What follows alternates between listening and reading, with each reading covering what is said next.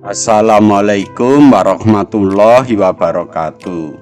Sahabat sehat, selamat bertemu lagi dengan Rumah Akreditasi.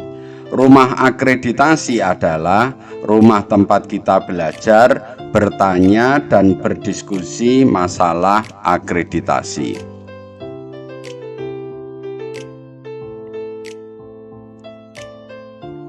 Kali ini kita akan membicarakan tentang spill kit ya. Jadi spill kit ini seperangkat alat yang digunakan untuk membersihkan tumpahan ya. Ada tumpahan yang akan kita bicarakan kali ini, yaitu tumpahan barang atau benda infeksius dan tumpahan B3 ya, atau tumpahan reagen ya. Tutorial ini dipandu oleh Dr. Yanto, surveyor FKTP.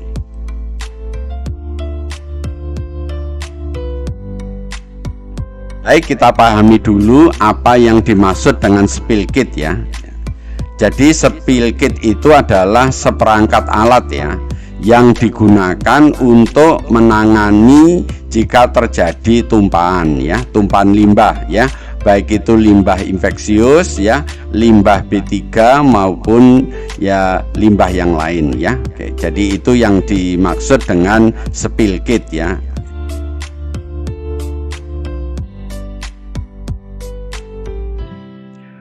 Baik, kita pahami dulu tentang macam-macam spill kit. Jadi spill kit itu seperangkat alat yang nanti dimasukkan dalam kontainer seperti ini, tertutup. Jadi ini seperangkat spill kit ya. Ada dua macam spill kit. Yang pertama adalah spill kit untuk limbah infeksius dan spill kit untuk limbah B3 ya.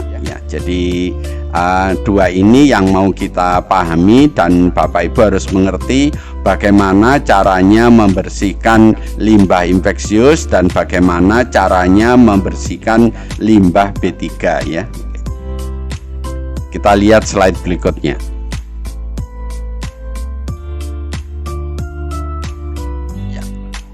Bapak Ibu harus mempunyai spill kitnya ya. Jadi untuk spill kit infeksius ya, yang harus ada ya, pertama ada topi ya. Topi ini untuk melindungi rambut kita. Kemudian ada sarung tangan ya. Kemudian yang ketiga ada kacamata ya, atau goggle ya. Kemudian masker ya. Oke, maskernya cukup masker bedah ya. Kemudian gaun, apron atau celemek ya. Ini untuk melindungi pakaian kita ya. Kemudian berikutnya adalah serok ya, dan sapu kecil, ini untuk membersihkan tumpahan tadi ya. Kemudian cairan deterjen ya, ini untuk menghilangkan infeksinya ya. Kemudian cairan klorin ya, 0,5%. Nah, ini digunakan untuk membunuh bakterinya. Kemudian kain perca ya, boleh juga diganti tisu, boleh diganti koran bekas ya. Kami menyarankan memakai koran bekas saja atau tisu yang harganya lebih murah daripada kain perca ya. Kemudian plastik berwarna kuning ya, karena ini limbah infeksius, berarti plastiknya harus berwarna kuning ya, ini supaya tidak keliru dengan yang limbah B3. Nanti yang limbah B3 itu menggunakan plastik yang berwarna coklat.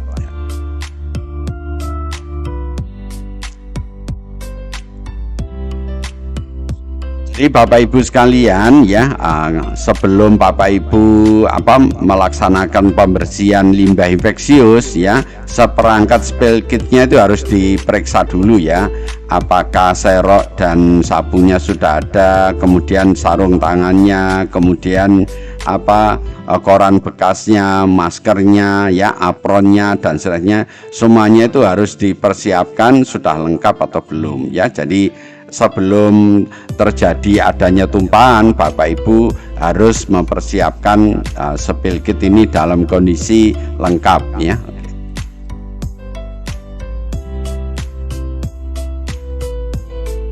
Kemudian spill kit yang kedua adalah spill kit untuk limbah B3 ya. Yang diperlukan ya topi sama ini untuk menutup rambut kita, kemudian sarung tangan ya untuk melindungi tangan kita, kemudian kacamata atau goggle untuk melindungi mata ya, kemudian masker ya untuk melindungi pernapasan ya, kemudian gaun atau apron itu untuk melindungi pakaian atau tubuh kita ya. Kemudian juga diperlukan serok dan sapu kecil ya. Kemudian deterjen ya, sama deterjen ini ya untuk membersihkan kotorannya. Kemudian larutan tertentu itu berdasarkan bahan kimianya. Jadi untuk limbah B3 itu tergantung bahannya. Tapi pada umumnya kalau bahan kimia itu biasanya nanti diberi air untuk mengecerkan konsentratnya ya, sehingga konsentrasinya menjadi rendah ya. Kemudian juga diperlukan kain perca ya, boleh diganti dengan tisu, boleh diganti dengan kertas koran dan kemudian yang terakhir adalah plastik berwarna coklat ya. Jadi yang membedakan spill kit B3 dengan spill kit infeksius ya, ini di nomor 8 ini ya. Jadi kalau infeksius yang nomor 8 ini menggunakan klorin ya, tapi kalau spill kit limbah B3 nanti ini menggunakan air ya, menggunakan air ya. Kemudian perbedaan keduanya itu di plastiknya. Kalau yang spill kit infeksius itu menggunakan plastik yang berwarna kuning, sedangkan untuk spill kit untuk limbah B3 itu menggunakan plastik yang berwarna coklat ya. Bapak Ibu juga bisa menjadikan satu spill kitnya ini berguna untuk dua, dengan catatan plastiknya harus disiapkan dua, kuning dan coklat. Kemudian larutannya ini ada larutan klorin dan ada larutan air ya, air yang digunakan nanti untuk mengencerkan reagen atau bahan B3-nya ya.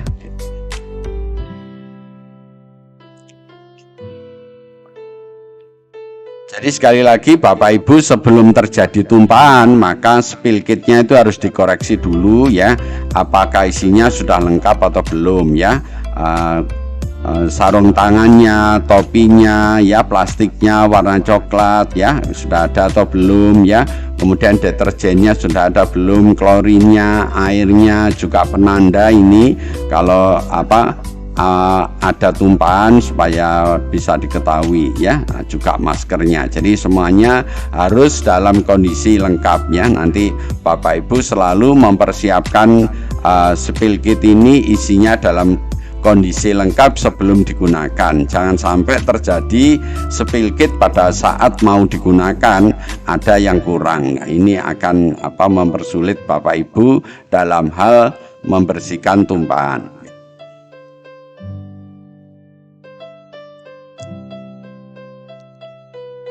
Baik, sekarang kita pahami ya bagaimana cara membersihkan tumpahan yang infeksius ya. Jadi kalau Bapak Ibu mau membersihkan tumpahan infeksius ya, bagaimana caranya melaksanakan ya. Yang pertama ya, petugas menggunakan APD ya, mulai dari topinya, sarung tangannya, kacamata, masker, dan daunnya. Jadi nanti kondisinya sudah seperti ini ya, sudah pakai penutup kepala, sudah pakai kacamata atau goggle, sudah pakai masker, sudah pakai gaun ya, dan juga pakai sarung tangan ya.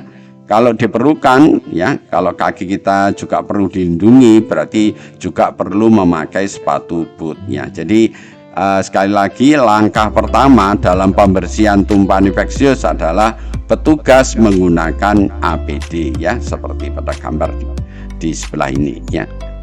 Kemudian berikutnya kita lihat di slide berikutnya.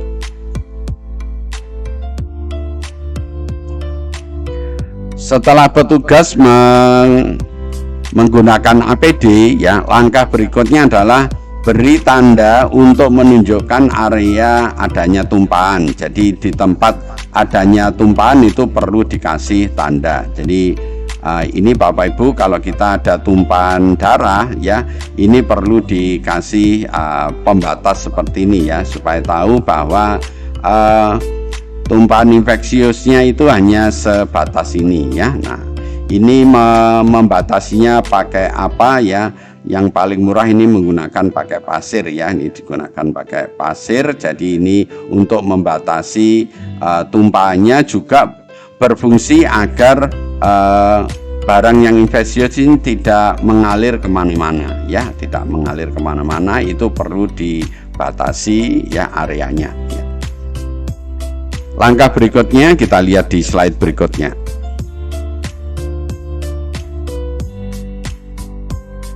Berikutnya, serap cairan yang tumpah ya, itu dibersihkan dengan kain perca, bisa dengan handuk, bisa dengan tisu, bisa dengan koran bekas ya, dengan penyerap yang bersih yang dapat menyerap sampai bersih, kemudian dibuang ke kantong berwarna kuning. Jadi sekali lagi, kalau sudah ini ada tumpahan infeksius, kemudian kita batasi seperti ini. Setelah ini, tumpahan ini perlu diserap ya. Menyerapnya pakai apa? Ya pakai sesuatu yang bisa menyerap cairan ini ya.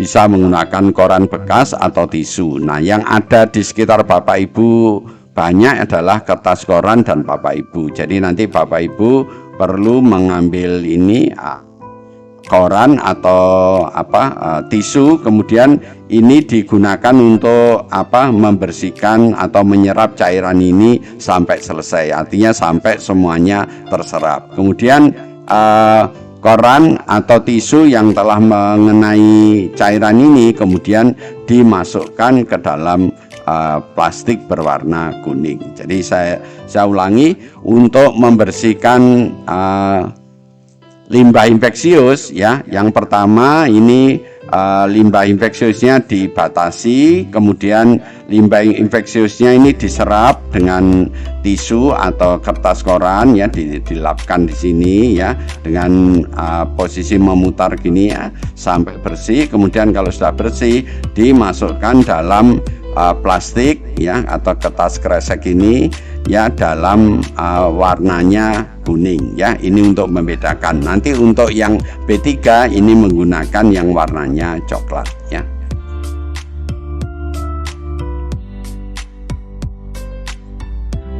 Langkah berikutnya ya, jadi tuangkan cairan deterjen ya, kemudian diserap dengan kain perca, handuk, tisu atau koran ya, kemudian dimasukkan dalam kantong yang kuning ya. Jadi tadi setelah cairan infeksius tadi diserap ya dengan tisu atau cairan koran, nah ini kan ada bekasnya yang masih belum bisa bersih ya. Untuk membersihkan bekasnya ini perlu dikasih deterjen. Jadi Bapak Ibu perlu mengambil deterjen. Jadi deterjen ini dituangkan ke sini ya, ditunggu beberapa saat. Kemudian setelah ini dicampur dengan deterjen, kemudian dilap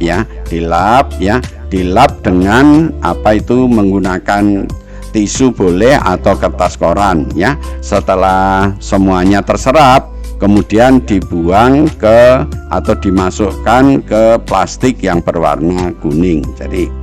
Jadi langkah yang berikutnya ini sekali lagi, bekas tumpahan ini tadi dikasih deterjen, kemudian dilap ya dengan tisu atau koran bekas, kemudian dimasukkan ke dalam kertas atau plastik yang berwarna kuning ya. Ini ya. Langkah berikutnya bagaimana, kita lihat di slide berikutnya.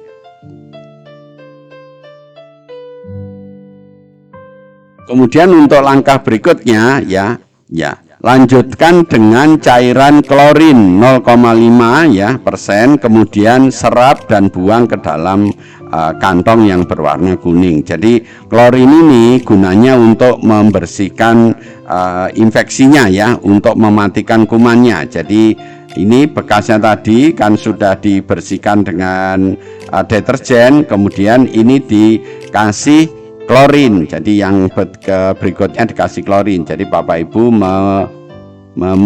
mengambil klorin, kemudian klorinnya dituangkan ke sini ya secukupnya.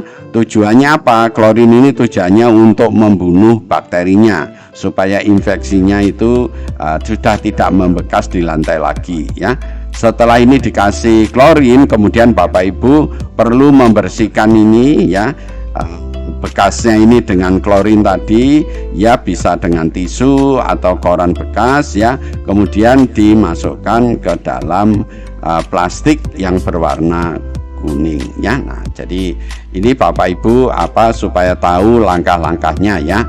Jadi ini langkah pemberian klorin ini sekali lagi untuk membunuh bakteri-bakteri yang ada di tumpahan ini ya. Oke. Dengan diberi klorin dan dibersihkan, maka pembersihan ini sudah dinyatakan selesai. Kemudian Bapak Ibu tinggal memasukkan alat-alatnya lagi. Nah, nanti ada yang membagi lagi plastiknya, ini ada dua, untuk plastik yang masih untuk alat-alat yang digunakan lagi sama plastik yang sudah tidak digunakan lagi, artinya ini dibuang ke limbah infeksius. Kemudian yang plastik satunya digunakan untuk menampung alat-alat atau yang masih digunakan lagi, seperti kacamata ya, itu kan masih digunakan lagi. Pokoknya yang Bapak Ibu masih pingin mereuse lagi, itu nanti ditampung di plastik yang warna kuning, kemudian nanti dibersihkan ya. Oke.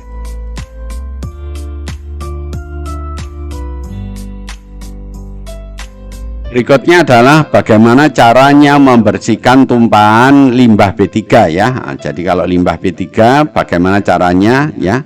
Sama ya, yang pertama adalah petugas menggunakan APD ya, seperti ini. Jadi menggunakan topi, menggunakan kacamata goggle, memakai masker, memakai apron ya, kemudian memakai sarung tangan ya. Kalau diperlukan nanti memakai sepatu boot. Jadi langkah pertama untuk pembersihan tumpahan B3, petugasnya menggunakan APD ya. Setelah petugas menggunakan APD, langkah berikutnya apa ya, kita lihat di slide berikutnya.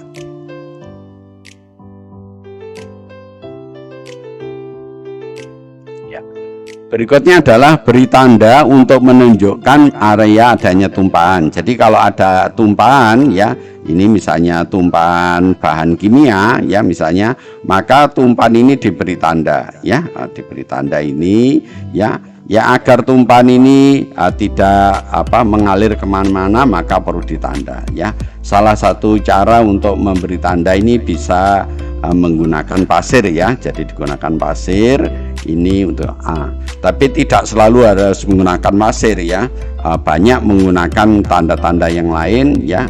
Ini yang juga banyak dijual ya, Bapak Ibu bisa menggunakan, tapi saya sarankan yang ada di sekitar Bapak Ibu yang murah harganya ini menggunakan pasir saja. Ini untuk menandai areanya ini ya, supaya areanya ini, area dari tumpahan ini tidak mengalir kemana-mana ya.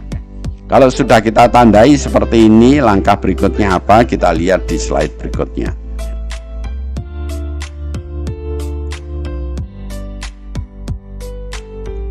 Berikutnya untuk tumpahan bahan kimia. Jadi kalau yang tumpahan ini merupakan bahan kimia ya, tuangkan air bersih ya pada tumpahannya. Jadi setelah ini dibatasi begini, Bapak Ibu perlu menambahkan air bersih. Jadi mengambil air bersih seperti ini, kemudian dituangkan sini. Apa tujuannya? Ini kalau air bersih untuk bahan kimia ini agar ini mengurangi konsentrasi dari bahan ini ya. Soalnya bahan kimia itu semakin pekat ya, itu semakin berbahaya ya. Artinya untuk mengurangi bahaya di awal, ini konsentrasinya atau kepekatannya ini perlu dikurangi. Nah, cara mengurangi bagaimana? Ditambahkan air ya, air secukupnya supaya cairan ini atau bahan ini tidak berbahaya atau mengurangi bahayanya ya kita ya. Jadi kita tambahkan air ya. Setelah ditambahkan air, langkah berikutnya adalah mengeringkan ya bahan kimia yang sudah ditambahi air ini dengan kertas koran ya atau tisu ya. Jadi ini menggunakan kertas koran ya, saya sarankan kertas koran. Jadi Bapak Ibu mengambil kertas koran atau lap untuk membersihkan bahan kimia yang telah diberi air ini ya. Oke. Berikutnya ya, kemudian memasukkan ya ke dalam kantong yang berwarna coklat. Jadi tadi sudah saya sampaikan bahwa untuk tumpahan B3 Bapak Ibu harus menggunakan kantong plastik yang berwarna coklat supaya tidak keliru dengan yang infeksius.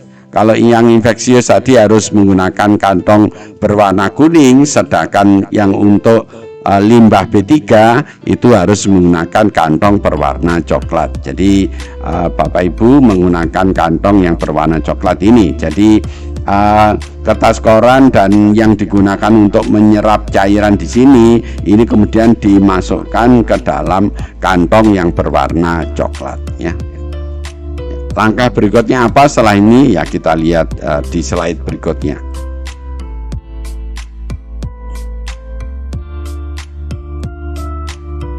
Ya. Kemudian bekasnya yang sudah tadi kan awalnya ditambah air, kemudian dibersihkan, kemudian ini dituangkan deterjen ya. Deterjen ini untuk membersihkan sisa-sisanya yang tadi sudah dikeringkan ya. Jadi Bapak Ibu berikutnya setelah ditambah air, berikutnya adalah menambah deterjen. Jadi ini ditambahkan deterjen dulu ya.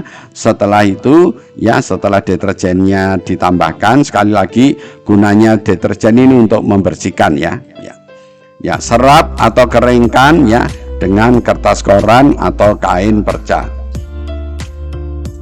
Jadi Bapak Ibu ya, setelah bekas tumpahan ini dikasih deterjen, Bapak Ibu perlu mengambil kertas koran atau kain perca untuk membersihkan tumpahan ini ya. Tadi sudah saya beritahukan tujuan pemberian deterjen ini untuk membersihkan atau ya untuk mencampurkan ya, supaya air dan minyak itu bisa tercampur. Jadi deterjen itu tujuannya adalah untuk membuat agar minyak dan cairan itu bisa tercampur sehingga bisa dibersihkan ya.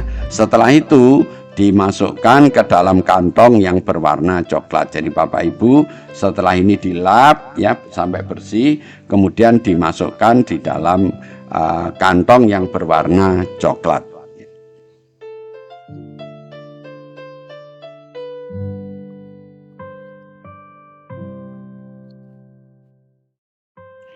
Berikutnya, langkah berikutnya ya kita lihat pada slide berikutnya.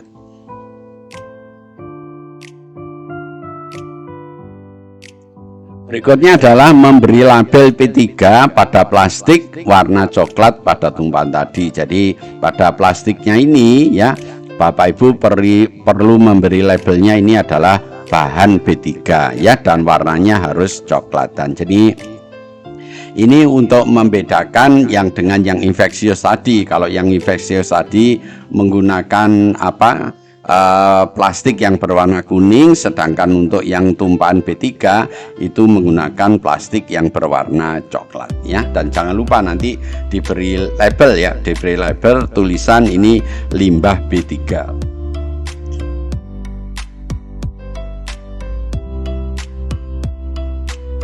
Bagaimana sekarang prosedur untuk pembersihan tumpahan reagen? Jadi tadi sudah yang infeksius, sudah yang limbah B3, sekarang yang reagen. Ini reagen ini adalah yang banyak ada di laboratorium. Jadi di puskesmas atau klinik yang mempunyai laboratorium itu kan mempunyai reagen. Kalau reagen itu sampai tumpah ya, tumpah ke lantai misalnya, bagaimana caranya membersihkan? Lah Bapak Ibu perlu mengikuti spill kit ya, cara pembersihan dengan urutan sebagai berikut ya.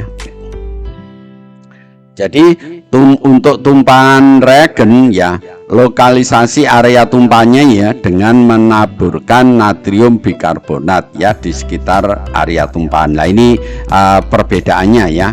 Jadi ini kalau ada reagen tumpahannya ya, tumpahannya ini harus dibatasi ya. Nah, membatasinya ini misalnya dibatasi seperti ini. Pembatasnya ini menggunakan natrium bikarbonat ya. Karena barang-barang reagen-reagen ini umumnya itu bersifat asam ya. Jadi kalau asam nanti itu berbahaya.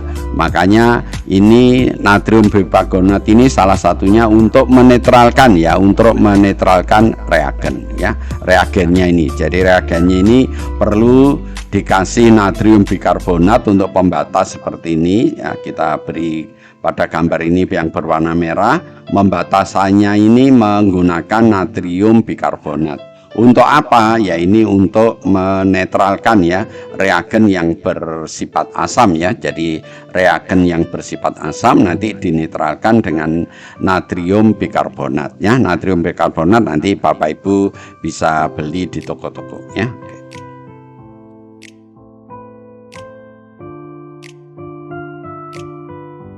Baik, setelah reagennya itu dibatasi dengan natrium bikarbonat, langkah berikutnya apa? Ya, kumpulkan ya bekas resapan ke dalam plastik hitam berwarna coklat. Jadi artinya setelah Bapak Ibu membatasi reagennya ini ya, kemudian mencampur ya antara reagennya dengan natrium bikarbonat. Setelah itu menggunakan serok ya, kemudian dimasukkan dalam kantong yang berwarna coklat. Jadi ini menggunakan lap juga boleh, menggunakan serok juga boleh ya, untuk membersihkan tumpahan ini ya. Jadi Bapak Ibu kalau nanti masih berupa cairannya ini menggunakan lap ya, kemudian dimasukkan dalam kantong yang berwarna coklat. Kemudian untuk natrium bikarbonatnya, karena ini benda padat, Bapak Ibu bisa menggunakan serok dan sapu ini ya. Serok dan sapu ini kemudian dimasukkan ke dalam kantong yang berwarna coklat ya. Nanti sekali lagi kantongnya nanti ada dua, kantong yang mau dibuang ya, kemudian kantong untuk menggunakan alat-alat yang masih digunakan seperti sapu dan serok ini kan masih digunakan, nanti ditampung di plastik berikutnya ya.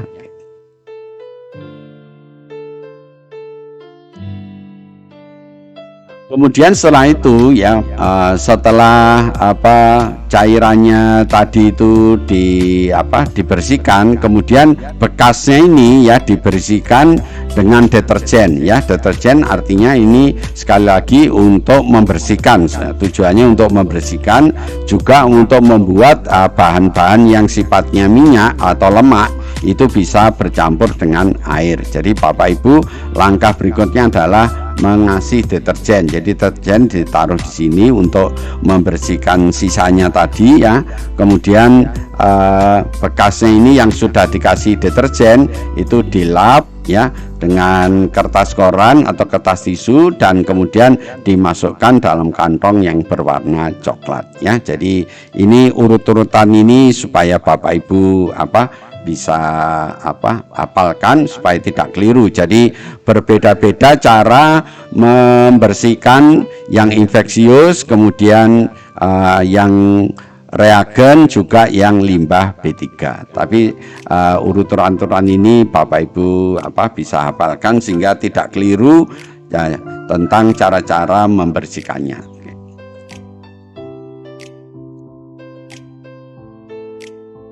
Setelah itu Bapak Ibu perlu memberi label B3 ya pada kantong plastiknya ya. Untuk yang alat-alat yang masih digunakan kembali, Bapak Ibu perlu menampung di plastik berikutnya ya. Jadi plastik berikutnya, jadi nanti plastiknya ada dua ya, plastik untuk limbahnya dan plastik untuk barang-barang yang masih digunakan kembali ya, nanti dibersihkan dan bisa digunakan kembali ya. Jadi begitu Bapak Ibu, kita sudah jelaskan ya, ada 3 cara ya untuk membersihkan tumpahan infeksius, tumpahan limbah B3 dan tumpahan reagen. Dan ini mempunyai perbedaan-perbedaan, Bapak Ibu perlu menghafalkan supaya tidak keliru ya. Oke. Terima kasih telah menonton video ini ya. Jika video ini Bapak Ibu anggap baik, jangan lupa beri kami like, dan Bapak Ibu jangan lupa untuk subscribe ya, agar Bapak Ibu tidak ketinggalan kalau kami mengupload video-video yang baru. Dan kalau ada sesuatu yang tidak jelas, mohon Bapak Ibu menanyakan melalui komen di YouTube ya, komen di channel Rumah Akreditasi. Juga kalau Bapak Ibu pengen dibuatkan materi yang sesuai yang diinginkan, tolong menulis di komen YouTube Rumah Akreditasi. Dan yang terakhir, tolong bantu share ya, bantu share video ini kepada saudara kita yang lain, teman kita yang lain, sejawat kita yang lain, agar teman dan sejawat kita itu ikut mendapatkan manfaat dari video ini ya. Lebih kurangnya saya mohon maaf. Mari kita akhiri ya tutorial kali ini dengan membaca hamdalah. Alhamdulillahirobbil alamin. Wassalamualaikum warahmatullahi wabarakatuh.